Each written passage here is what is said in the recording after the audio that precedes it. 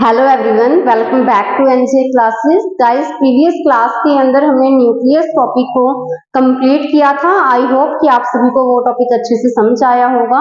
और आज की क्लास में गाइस हम स्टार्ट कर रहे हैं सेल ऑर्गेनल, जिनमें से जो सेल ऑर्गेनल आज हम कर रहे हैं वो है माइटोकॉन्ड्रिया। ठीक है, तो चलिए स्टार्ट करते हैं। माइटोकॉन्ड्रिया माइटोकॉन्ड्रिया गाइस, अगर किसी सेल के अंदर सिंगल हो तो उसके लिए सिंगुलर केस में हम क्या वर्ड यूज करते हैं माइटोकॉन्ड्रिया के लिए? माइटोकॉन्ड्रियन। क्या वर्ड यूज करते हैं? माइटोकॉन्ड्रियन। क्लियर है? और जो ये माइटोकॉन्ड्रिया है ना, माइटोकॉन्ड्रिया की डिस्कवरी किसने की थी? माइटोकॉन्ड्रिया की डिस्कवरी किसने की थी? ठीक है, तो आप ये देखिए कि जब माइटोकॉन्ड्रिया की स्टार्टिंग में डिस्कवरी हुई, जिसको माइटोकॉन्ड्रिया को हम power house of the cell बोलते हैं, तो इसकी डिस्कवरी हुई कहाँ पे? ठीक है, इस चीज को देखिए। तो जो माइटोकॉन्ड्रिया है उसकी डिस्कवरी हुई थी इंसेक्ट की फ्लाइट मसल सेल्स के अंदर।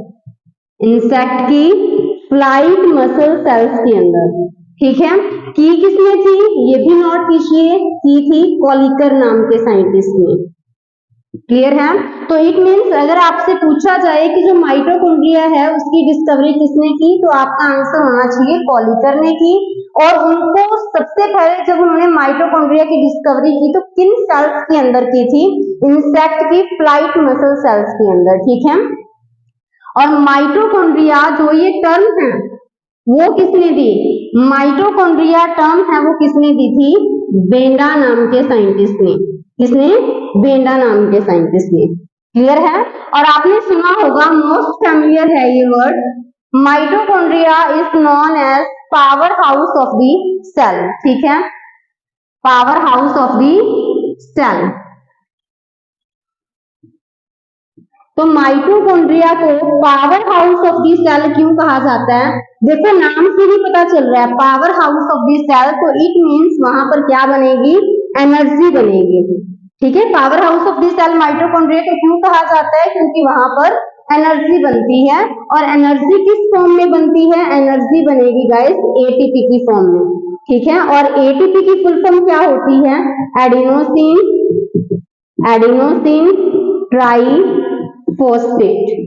ठीक है, तो ये रहेगी एटीपी की फुल फॉर्म। क्लियर है? तो अभी आप देखो कि जो ये माइटोकॉन्ड्रिया है, जिसको हम power house of the cell भी बोलते हैं, क्योंकि वहां पर क्या बनी? एनर्जी बनी, एटीपी की फॉर्म में बनी। और एटीपी की फुल फॉर्म आपको ध्यान रखनी है, एडिनोसिन ट्राइफॉस्फेट। ठीक है, और इसी माइटोकॉन्ड्रिया के लिए एक वर्ड और यूज किया जाता है, सेमी ऑटोनोमस ऑर्गेनल। क्या बोला जाता है इसको? Semi autonomous organelle. ठीक है, तो ऑटोनोमस का मतलब क्या होता है? इंडिपेंडेंट। ठीक है, बट ये इंडिपेंडेंट तो है, बट सेमी का मतलब है कि हाफ इंडिपेंडेंट है। तो इसको सेमी ऑटोनोमस ऑर्गेनल क्यों बोला जाता है? पहले ये देखिए, जो माइटोकॉन्ड्रिया है, ठीक है, वो सेमी ऑटोनोमस ऑर्गेनल इस वजह से बोला जाता है इसको, क्योंकि ये एक ऐसा सेल ऑर्गेनल है जिसके पास खुद का क्या होगा? डीएनए होगा। और जो इसके पास खुद का डीएनए होता है वो कैसा होता है? Circular DNA. ठीक है, और वो भी डबल स्ट्रैंडेड सर्कुलर डीएनए इसके पास खुद का रहेगा। और इसके पास और क्या प्रेजेंट होते हैं? राइबोसोम भी प्रेजेंट होते हैं। क्लियर है? इतना आपको ध्यान रखना है कि इसके पास खुद का डीएनए और खुद के राइबोसोम प्रेजेंट होते हैं। तो इट मींस अगर इनके पास खुद का डीएनए और खुद के राइबोसोम प्रेजेंट हैं, तो ये क्या कर सकते हैं? ये प्रोटीन सिंथेसिस कर सकते हैं, ये प्रोटीन बना सकते हैं। तो क्या इससे इनका काम चल जाएगा? नहीं। अगर ऐसा होता तो फिर हम उसको ऑटोनोमस ऑर्गेनल बोलते। बट ये प्रोटीन बना रहा है, ठीक है, बट ये कुछ प्रोटीन के ऊपर और डिपेंड करता है जो इसको साइटोप्लाज्म से लेने पड़ते हैं। ठीक है, तो इसी वजह से हम इसको क्या बोलते हैं? Semi autonomous organelle. ऑटोनोमस इस वजह से बोला क्योंकि इनके पास खुद का क्या है? डीएनए है, और खुद का ही क्या है? इनके पास राइबोसोम है। बट कुछ प्रोटीन्स के लिए ये साइटोप्लाज्म के ऊपर भी डिपेंड रहते हैं, दैट्स व्हाई इसको क्या कह दिया जाता है? Semi autonomous organelle. Is it clear? Next देखिए आप कि अगर हम बात करें कि जो माइटोकॉन्ड्रिया है उसकी शेप कैसी रहेगी, माइटोकॉन्ड्रिया की शेप कैसी रहेगी। तो गाइस आप इस चीज को ध्यान देना कि जो माइटोकॉन्ड्रिया की शेप है वो हम इस तरह से बनाते हैं ना, ठीक है। तो इट मीन्स इसकी शेप सिलेंड्रिकल, अगर आपको ऑप्शन में है देन भी आप उसकी तरफ जा सकते हो, अदरवाइज सॉसेज शेप वो ज्यादा अप्रोप्रिएट है, ठीक है। क्लियर है। अगर आपसे पूछा जाए कि माइटोकॉन्ड्रिया की शेप क्या होती है, सॉसेज शेप या फिर सिलेंड्रिकल, ठीक है। तो अगर हम इसको ऐसे बनाएं सिलेंड्रिकल शेप के अंदर, ठीक है, तो जो इसकी ये लेंथ है वो कितनी होगी 1 से 4 माइक्रोमीटर, और जो इसका डायमीटर है वो कितना होगा 0.121 माइक्रोमीटर। तो इट मीन्स आपको यहां से आइडिया लगना चाहिए कि ये क्या है, इसका डायमीटर है, ठीक है, और ये क्या है, इसकी लेंथ है, ठीक है। तो यानी कि इसका साइज ये रहेगा नॉर्मली। बट आप इस चीज को भी नोट करना कि जो माइटोकॉन्ड्रिया है ना उसका शेप और साइज वेरी कर सकता है, इसकी शेप एंड साइज वेरी कर सकता है। जो मैंने अभी आपको लिखवाया ये जर्नल है कि इन जनरल इसकी शेप सिलेंड्रिकल सॉसेज शेप रहेगी, और जो इसकी साइज है, साइज की अगर हम बात करें तो डायमीटर 0.121 माइक्रोमीटर और इसकी लेंथ है गाइस वो 1 to 4 माइक्रोमीटर रहेगी, ठीक है। बट ये वेरी कर सकती है according to the activity of the cell. Clear है। तो अगर हम माइटोकॉन्ड्रिया, देखिए सेल ऑर्गेनल है, आप सभी को पता है माइटोकॉन्ड्रिया एक सेल ऑर्गेनल है। तो अगर हम इसको माइक्रोस्कोप में देखना चाहें ना तो ये माइक्रोस्कोप में दिख जाता है, ठीक है, बट उसके लिए क्या चाहिए, स्टेनिंग करनी पड़ेगी, ठीक है। तो ऐसे में अगर हम इसको माइक्रोस्कोप में देखना चाह रहे हैं, हम चाहते हैं कि माइक्रोस्कोप में विजिबल हो, ठीक है, तो अगर हम चाहते हैं कि ये जो माइटोकॉन्ड्रिया माइक्रोस्कोप के अंदर विजिबल हो तो हमें क्या करना पड़ेगा, एक स्टेन का यूज करना पड़ेगा, ठीक है। तो वो स्टेन क्या है, वो स्टेन है जॉनस ग्रीन, ठीक है, स्टेन क्या है, जॉनस ग्रीन, ठीक है। तो ऐसे में इस स्टेन का यूज करके माइटोकॉन्ड्रिया को गाइस हम माइक्रोस्कोप के अंदर भी देख सकते हैं, ठीक है। बाकी फिर हम नेक्स्ट स्लाइड में नेक्स्ट करते हैं माइटोकॉन्ड्रिया का नंबर, ठीक है, कि माइटोकॉन्ड्रिया का नंबर है ना सेल के अंदर कि पर सेल माइटोकॉन्ड्रिया कितने प्रेजेंट होंगे वो एक्चुअली डिपेंड करता है किसके ऊपर, एक्टिविटी ऑफ द सेल, किसके ऊपर डिपेंड करेगा, एक्टिविटी ऑफ द सेल, ठीक है। हमने क्यों बोला कि ये सेल की एक्टिविटी के ऊपर डिपेंड करता है, क्योंकि आप इस चीज को देखिए कि अगर सेल जितनी ज्यादा एक्टिव होगी, सेल जितनी एक्टिव होगी माइटोकॉन्ड्रिया का आंसर भी उतना ही होगा, ठीक है। तो इट मीन्स सेल के अंदर माइटोकॉन्ड्रिया कितने हैं ये फिक्स नहीं होते, ये डिसाइड करेगा कि वो सेल एक्टिव कितने हैं। अगर सेल ज्यादा एक्टिव है तो माइटोकॉन्ड्रिया का नंबर भी उसके अंदर क्या होगा, ज्यादा होगा। अभी आप इस चीज को देखना कि कुछ सेल्स ऐसी हैं, ठीक है, जिसके अंदर माइटोकॉन्ड्रिया कितने हैं, जिनके अंदर माइटोकॉन्ड्रिया का नंबर 1 है, ठीक है, सिर्फ एक ही माइटोकॉन्ड्रिया एक सेल के अंदर वहां पर प्रेजेंट है। एग्जांपल नोट कीजिए इसकी, जैसे कि क्लोरेला या फिर कैलामाइडोमोनास, ठीक है, क्लोरेला या फिर कैलामाइडोमोनास, तो उनके अंदर माइटोकॉन्ड्रिया पर सेल के अंदर कितने होंगे, सिर्फ एक ही, ठीक है। तो इससे हमें पता चल जाता है कि वो सेल कितनी एक्टिव है। अगर माइटोकॉन्ड्रिया ज्यादा देखने को मिल रही है तो इट मीन्स वो सेल ज्यादा एक्टिव है, क्योंकि अगर माइटोकॉन्ड्रिया ज्यादा है, ज्यादा एनर्जी बनेगी तो इट मीन्स ज्यादा एनर्जी वहां पर यूज हो रही है ना, तो हम कह सकते हैं कि सेल वो ज्यादा एक्टिव रहेगी, क्योंकि अगर हमें एनर्जी रिक्वायर्ड ही नहीं है तो फिर सेल के अंदर माइटोकॉन्ड्रिया भी कम होंगे, ठीक है। तो अभी देखिए कि ऐसा भी हो सकता है कि जो माइटोकॉन्ड्रिया है वो बहुत ज्यादा हो, जैसे कि 5 लाख, एक सेल के अंदर माइटोकॉन्ड्रिया का नंबर 5 लाख भी हो सकता है, जैसे कि इंसेक्ट की जो फ्लाइट मसल सेल्स हैं, ठीक है, आपको पता है कि जो इंसेक्ट की फ्लाइट मसल सेल्स हैं वो तो बहुत ज्यादा एक्टिव हैं, ज्यादा एनर्जी चाहिए है ना, तो ऐसे में वहां पर माइटोकॉन्ड्रिया का नंबर भी ज्यादा होगा, जो बहुत ही ज्यादा नंबर है, एक सेल के अंदर इतने माइटोकॉन्ड्रिया, 5 लाख माइटोकॉन्ड्रिया वहां पर प्रेजेंट होंगे। क्लियर है? तो अभी आप नेक्स्ट देखिए कि जो माइटोकॉन्ड्रिया है, ठीक है, माइटोकॉन्ड्रिया के अंदर कितनी मेम्ब्रेन प्रेजेंट होती हैं? 2 मेम्ब्रेन प्रेजेंट होती है माइटोकॉन्ड्रिया की। तो माइटोकॉन्ड्रिया की कितनी मेम्ब्रेन होती है? 2 मेम्ब्रेन, ठीक है। एक होती है हमारे पास आउटर माइटोकॉन्ड्रियल मेम्ब्रेन और एक होती है हमारे पास inner mitochondrial membrane. Outer mitochondrial membrane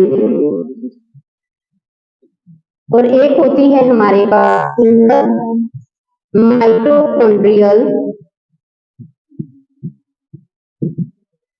membrane, ठीक है। अभी मैं यहाँ पे ड्रॉ करती हूँ, तो ये क्या कर रहे हैं, ये बना रहे हैं,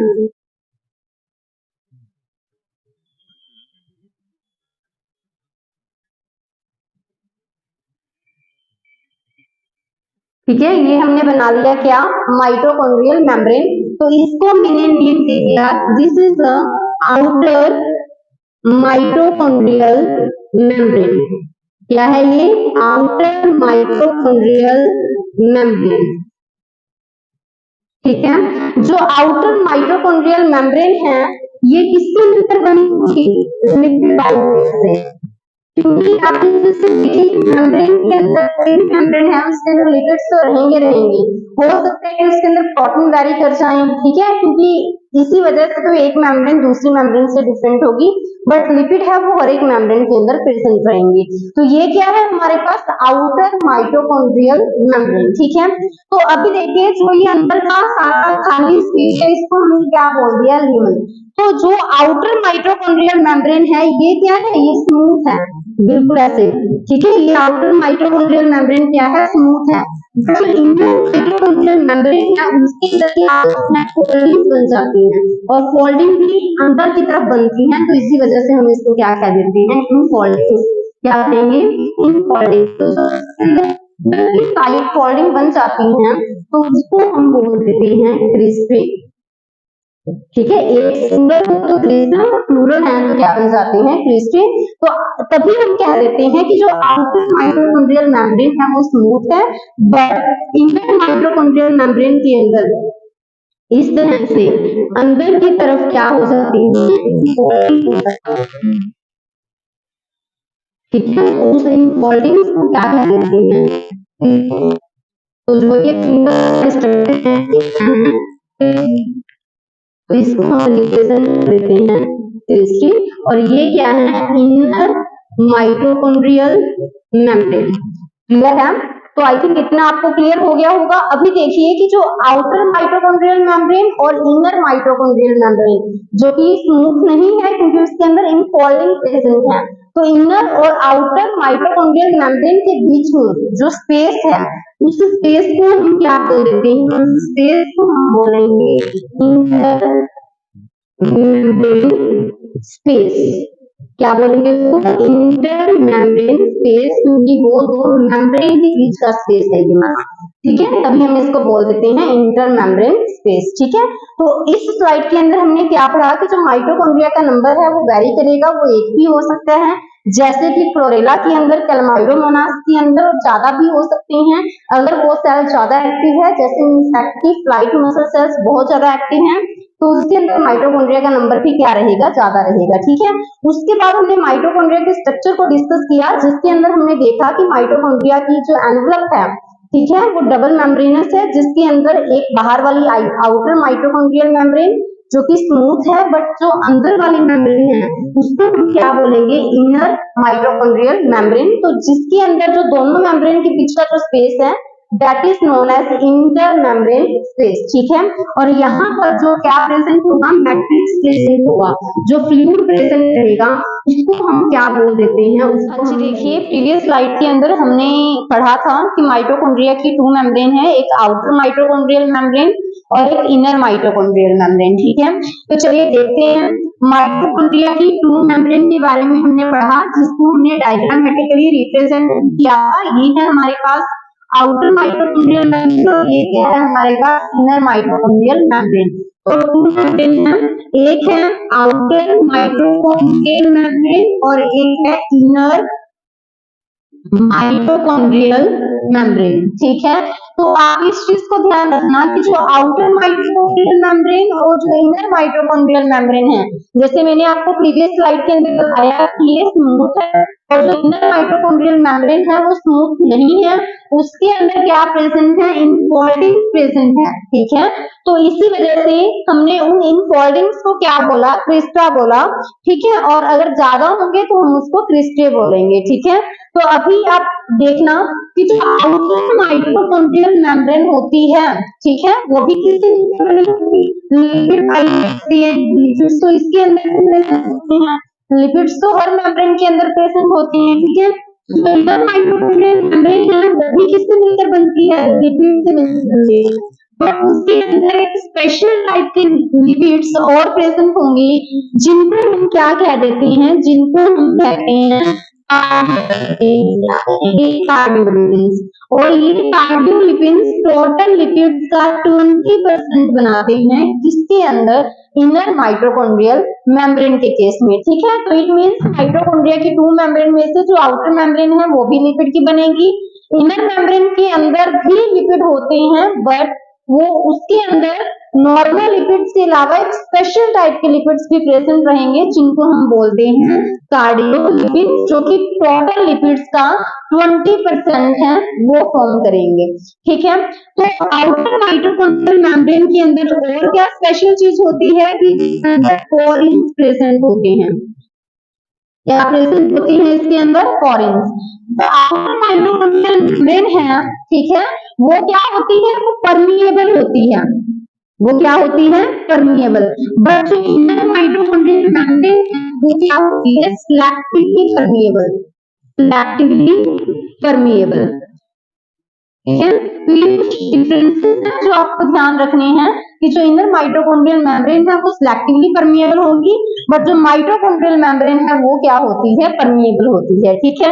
अभी देखिए मैंने आपको प्रीवियस स्लाइड में एक ओवरव्यू दिया था कि जो आउटर माइटोकॉन्ड्रियल मेम्ब्रेन और इनर माइटोकॉन्ड्रियल मेम्ब्रेन के बीच का जो स्पेस है उसको हमने क्या बोला, इंटर मेम्ब्रेन स्पेस।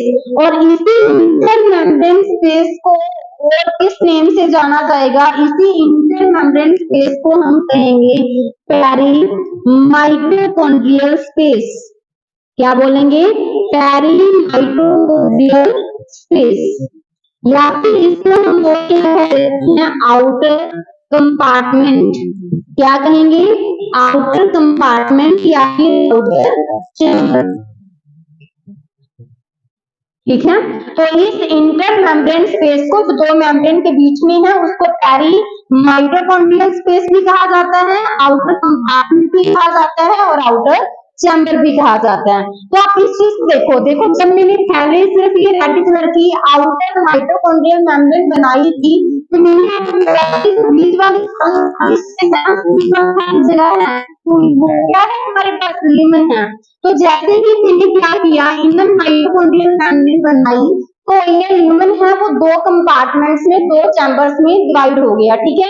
इसको हम बोलेंगे आउटर कंपार्टमेंट और इसको हम बोलेंगे इनर कंपार्टमेंट।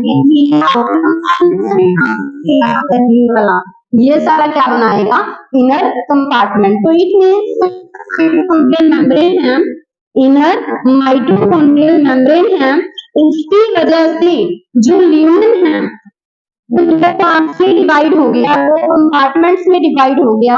एक तो बोलते हैं आउटर कंपार्टमेंट, आउटर कंपार्टमेंट, और एक को हम बोलते हैं इनर कंपार्टमेंट, इनर कंपार्टमेंट, ठीक है। तो अभी देखिए कि जो आउटर कंपार्टमेंट है, जैसे कि ये वाला, ठीक है, ये क्या है, आउटर कंपार्टमेंट। तो इस आउटर कंपार्टमेंट के अंदर H पॉजिटिव यानी कि जो प्रोटॉन है वो कलेक्ट होते हैं, जिसकी वजह से अगर H पॉजिटिव ज्यादा होंगे तो यहाँ पे जो pH है वो क्या होगा, लो होगा। ठीक है। बट जो इनर माइटोकॉन्ड्रियल जो कंपार्टमेंट है, ये वाला इनर माइटोकॉन्ड्रियल कंपार्टमेंट, ये वाला, ठीक है, तो इसके अंदर जो यहाँ पर फ्लूइड प्रेजेंट है इसको हमने क्या बोला, माइटोकॉन्ड्रियल मैट्रिक्स बोला। ठीक है। बाकी फिर हम नेक्स्ट स्लाइड देखिए, माइटोकॉन्ड्रिया के अंदर जो यहाँ पर फ्लूइड प्रेजेंट होगा, माइटोकॉन्ड्रिया के इनर कंपार्टमेंट के अंदर जो फ्लूइड प्रेजेंट रहेगा उसको हम क्या बोलते हैं, माइटोकॉन्ड्रियल मैट्रिक्स। क्या बोलेंगे इसको, माइटोकॉन्ड्रियल मैट्रिक्स। ठीक है। और उस माइटोकॉन्ड्रियल मैट्रिक्स का कलर कैसा रहेगा, पेल येलो। इस वजह से क्योंकि यहाँ पे क्या प्रेजेंट होता है, राइबोफ्लेविन।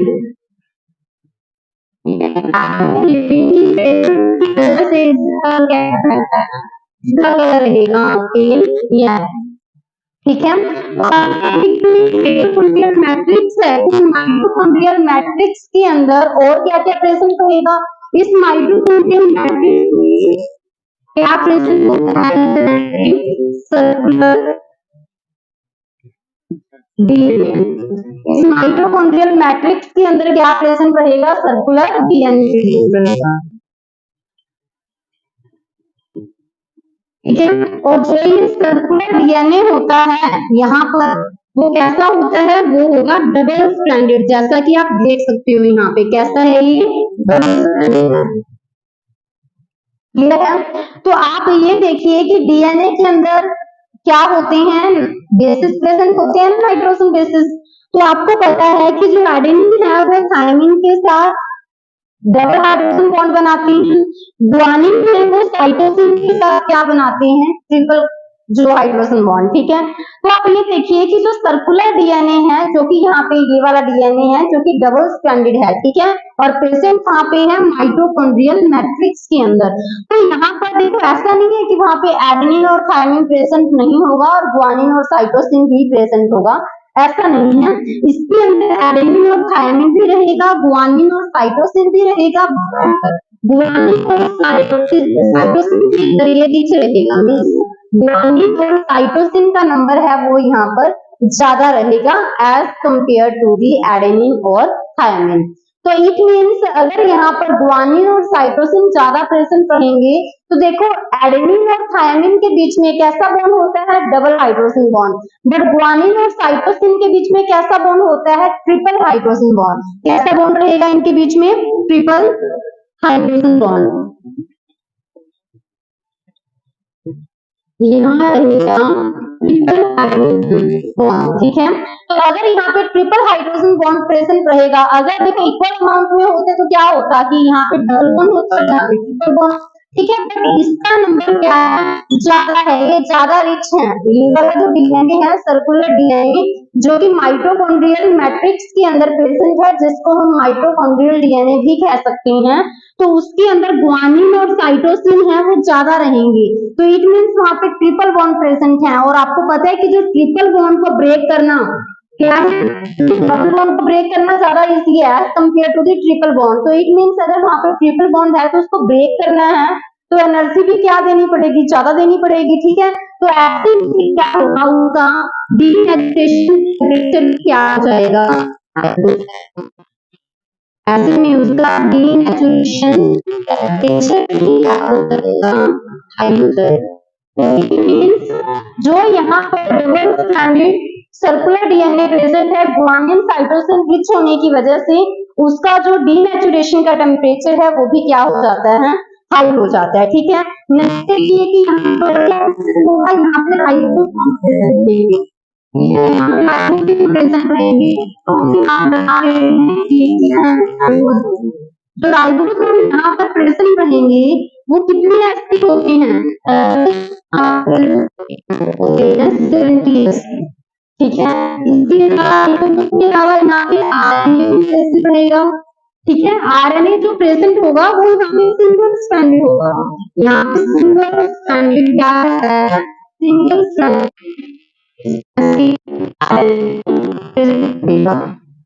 ठीक है।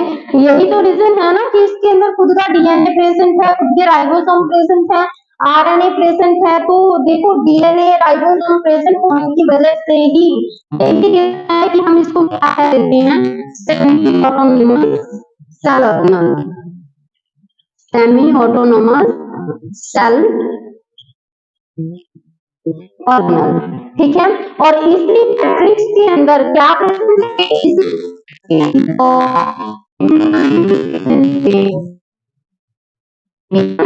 इट मीन्स हम कह सकते हैं कि माइटोकॉन्ड्रियल ठीक है, उसके अंदर एंजाइम्स भी प्रेजेंट रहेंगी, इसके अलावा यहाँ पर एक्टिवेटर्स भी प्रेजेंट जो कि एंजाइम की एक्टिविटी को करेंगे, ठीक है। और एक्टिवेटर्स हमेशा एंजाइम की एक्टिविटी को बढ़ाते हैं, ठीक है। तो यहाँ पर कौन कौन से एक्टिवेटर्स प्रेजेंट होंगे,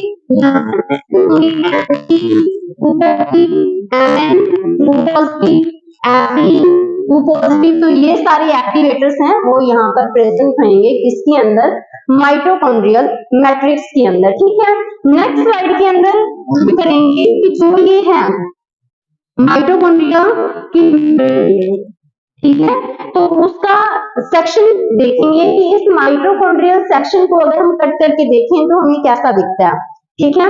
तो फिर हम नेक्स्ट स्लाइड में करते हैं। देखिए गाइस, जो ये माइटोकॉन्ड्रिया की मेम्ब्रेन है हमें उसका कट करना है अभी। तो माइटोकॉन्ड्रिया की मेम्ब्रेन का अगर हम कट करें तो हमें इस तरह से यहाँ पे क्या दिखेगी, ये हमने बना दी,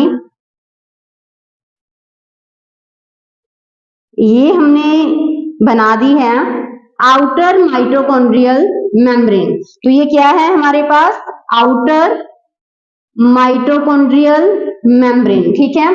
तो ऐसे में ये बना दी आउटर माइटोकॉन्ड्रियल मेम्ब्रेन, और इनर माइटोकॉन्ड्रियल मेम्ब्रेन अभी हमें यहाँ पर बनानी है। तो अगर हम यहाँ पे इनर माइटोकॉन्ड्रियल मेम्ब्रेन को रिप्रेजेंट करें, ठीक है, तो ये क्या बना दी हमने, इनर माइटोकॉन्ड्रियल मेम्ब्रेन, ठीक है। क्लियर है आपको इतना कि ये हमारे पास देखो मैंने वैसे ही रिप्रेजेंट किया है, ये है आउटर माइटोकॉन्ड्रियल मेम्ब्रेन और ये क्या है, इनर माइटोकॉन्ड्रियल मेम्ब्रेन। तो ये आउटर माइटोकॉन्ड्रियल मेम्ब्रेन हो गई और ये हमने रिप्रेजेंट कर दी यहाँ पे क्या, इनर माइटोकॉन्ड्रियल मेम्ब्रेन, ठीक है। तो ये है हमारे पास इनर माइटोकॉन्ड्रियल मेम्ब्रेन, ठीक है।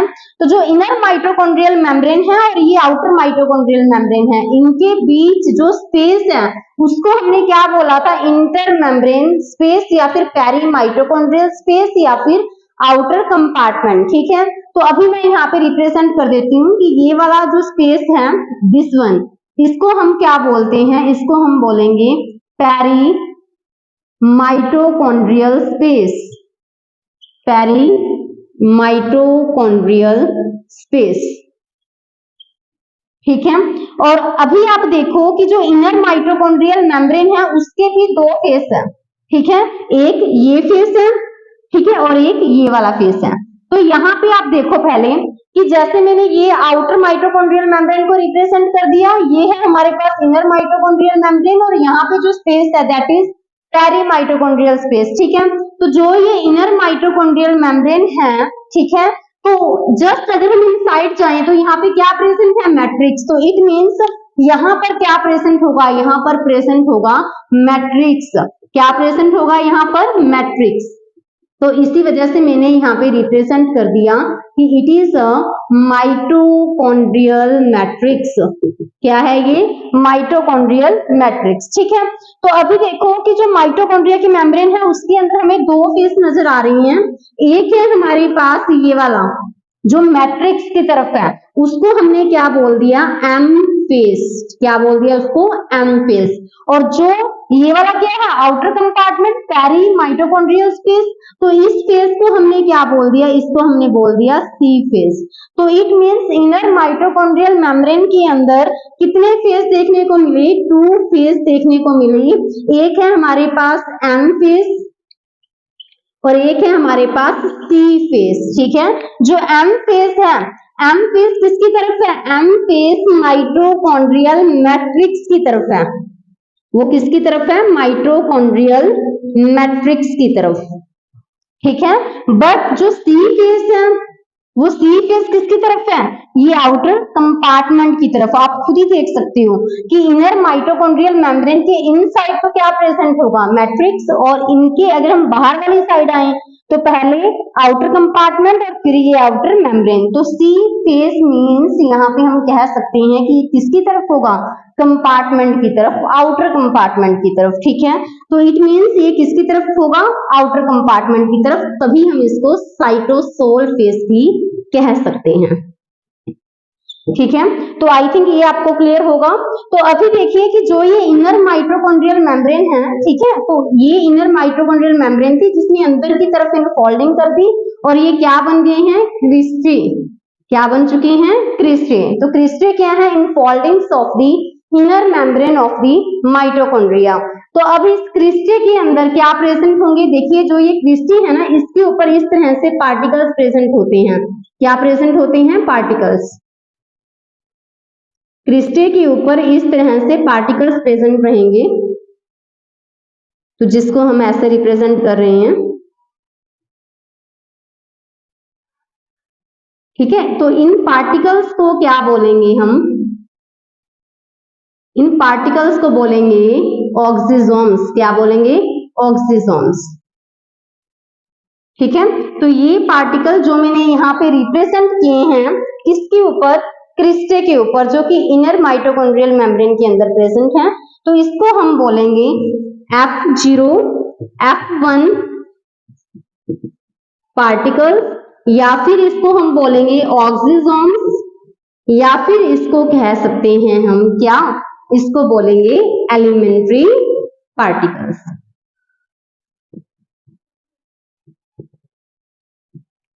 ठीक है। तो गाइस ये था आज की क्लास के बारे में। जो पेंडिंग माइटोकॉन्ड्रिया का पार्ट है वो हम नेक्स्ट क्लास के अंदर करेंगे। गाइस अगर आपको क्लास अच्छी लगी तो आप कमेंट जरूर करना कि कैसे आपको क्लास लगी है, ठीक है। Thank you, have a nice.